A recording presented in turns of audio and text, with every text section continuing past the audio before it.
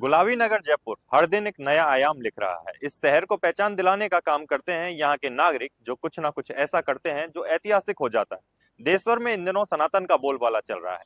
केंद्र की सरकार हो या फिर प्रदेश की सरकार, सनातन धर्म का प्रचार जोर शोर से किया जा रहा है। जयपुर निवासी भी इस अभियान में किसी न किसी तरह से अपना सहयोग दे रहे हैं। नमस्कार, मैं आकाश अग्रवाल और आप देख रहे हैं भाया जी डिजिटल मीडिया। आज हम बात कर रहे हैं जयपुर के जाने माने chartered accountant doctor Kailash Chand परवार सरल की, जिन्होंने हिंदी महाकाव्य रामायण एवं श्री कृष्णम की काव्य रचना की है। इसके लिए उन्हें बीते दिनों लोकसभा स्पीकर और कोटा से सांसद ओम बिरला द्वारा ग्रंथकार सम्मान से सम्मानित किया गया। सांसद द्वारा डॉक्टर कैलाश चंद परवार सरल को एक सम्मान पत्र और प्रतीक चिन्ह भेंट किया गया। साथ ही उनके इस पुनीत कार्य के लिए शॉल उड़ाकर अभिनंदन किया गया। आपको बता दें, परवाल इससे पहले ब्रिटिश पार्लियामेंट में भारत गौरव सम्मान भी हासिल कर चुके हैं। इसके बाद अब उन्हें उनके द्वारा किए गए पुनीत कार्य के लिए लोकसभा स्पीकर द्वारा सम्मान मिला है। इस पूरे विषय पर डॉक्टर कैलाश चंद परवार सरल ने मीडिया से बातचीत की। चलिए आपको सुनाते हैं उन्होंने क्या कुछ कहा। पुस्तक रामायण के नाम से मैंने हिंदी काव्य ग्रंथ लिखा है। संभवतः ये पूरे विश्व का प्रथम रामायण ग्रंथ अपनी शैली का है।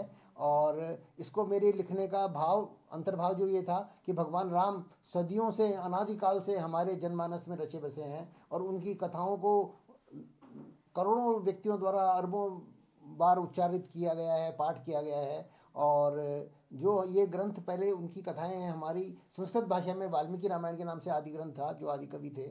उनके बाद में तुलसीदास जी ने इस कमी को ध्यान रखते हुए कि संस्कृत बहुत कुछ 1% मुट्ठी भर लोगों द्वारा ही बोली पढ़ी समझी जाती है, तो उन्होंने अवधी भाषा में इसका पुनर्रचना की, पुनर्प्रकाशन किया। और जो उन्होंने रामचरितमानस अपनी पुस्तक का नाम दिया।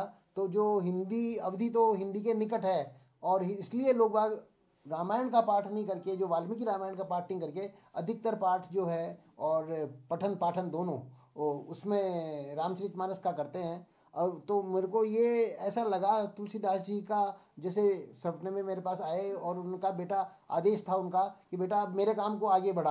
अब हिंदी बहुत अधिक बड़े क्षेत्र में, भूभाग में बोली जाती, पढ़ी जाती है, और इसका सांस्कृतिक क्षेत्र भी बड़ा है और हिंदी भाषी पूरे विश्व में फैल भी गए हैं। तो जो हमारे सनातन धर्मी को जो मुख्यतः बहुत अधिक संख्या में हिंदी भाषा पढ़ते समझते हैं, और जो हिंदी नहीं पढ़ते समझते हैं जैसे गुजराती, मराठी, ये लोग, उनमें भी हिंदी के अंश हैं, तो ये आपस में हिंदी समझ जाते हैं, संपर्क भाषा हिंदी हो गई है। तो मुझे ऐसा लगा कि तुलसीदास जी का आदेश मान लेना चाहिए, और मैंने हिंदी में इसकी पुनर्रचना की है, ताकि जो भाषा के कारण विमुख हो रहे हैं लोग, नई पीढ़ी भाषा के कारण दूर होती जा रही है, रामायण के उपदेशों से, इसमें वर्णित भगवान के जो भी संदेश हैं, इनसे जो वंचित होती जा रही है, वो तो कम से कम इसमें भाषा के कारण तो जुड़े। तो ये मैंने इसके लिए मैंने रामायण की मैंने ये जो पुस्तकें लिखी है जिसमें रामायण प्रमुख है हिंदी भाषा में, उसको मैंने लोगों को, जो भक्तों के पास में इसका लोकप्रियता बढ़ती जा रही है। लगभग 40-50 हज़ार पुस्तकें अभी तक मुद्रित हो चुकी हैं। जो लोकप्रियता बढ़ती जा रही है, इस लोकप्रियता के कारण जगह जगह पर यहाँ की इसके संदेश पहुँच रहे हैं। तो मुझे अभी कुछ सालों पूर्व ब्रिटिश गवर्नमेंट ने भी अवार्ड, ब्रिटिश पार्लियामेंट में भी भारत गौरव सम्मान नाम का अवार्ड दिया गया। और नितिन गडकरी जी द्वारा कुछ मास पूर्व भी मुझे इंडियन अचीवर्स अवार्ड दिया गया। हिमाचल प्रदेश के महामहिम राज्यपाल द्वारा भी मानस संगम साहित्य सम्मान 2023 में दिया गया। राजस्थान सरकार द्वारा भी जो एक 15 अगस्त को अवार्ड दिए जाते हैं, वो अवार्ड दिया गया साहित्य के नाम से। और अभी हाल ही में मुझे लोकसभा स्पीकर श्रीमान ओम जी बिरला द्वारा एक सम्मान पत्र इस पुस्तक को लेकर दिया गया है, प्रतीक चिन्ह दिया गया है और एक सम्मान पत्र भी दिया गया है, जिसको मैं आपको दिखाना चाहता हूँ।